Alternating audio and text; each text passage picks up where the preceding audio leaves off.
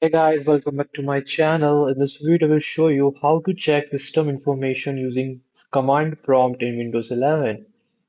Yes, if you want to check your system information quickly, and I will tell you how to do it. So go to search bar, type command prompt. As you can see on the top here, command prompt. To go here and select run as an administrator. Select it. Now click on yes. Now before jumping on how to use system check with the command prompt, I will tell you about this.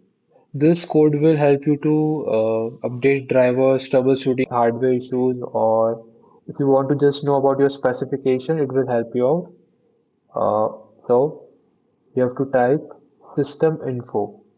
Type system info and click on enter.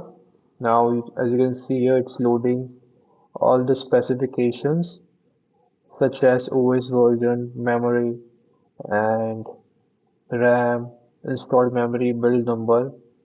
As you can see here, all the specifications are displayed on my Windows 11, and you will see important data such as your OS version, manufacturer, total physical memory, and even the network adapter.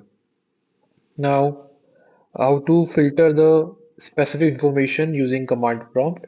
For example, I just want to find amount of memory, how much it's using on my command prompt. You have to type here, type system info. As you can see on my screen here, type space, and you have to put this vertical line. Let me show you how to do it. You have to do this and type. You have to space again. Now type find, F-I-N-D, S-T-R, and again space. Now you have to put semicolon. Now you have to put vertebra, then type memory, M capital, type memory, close it. Now you have to press enter. You can again check the code system info, find str, and space memory. Now press the enter key. Now, as you can see here, it's checking my only memory on my screen. This will return only the lines related to your memory, making it easier to find what you need.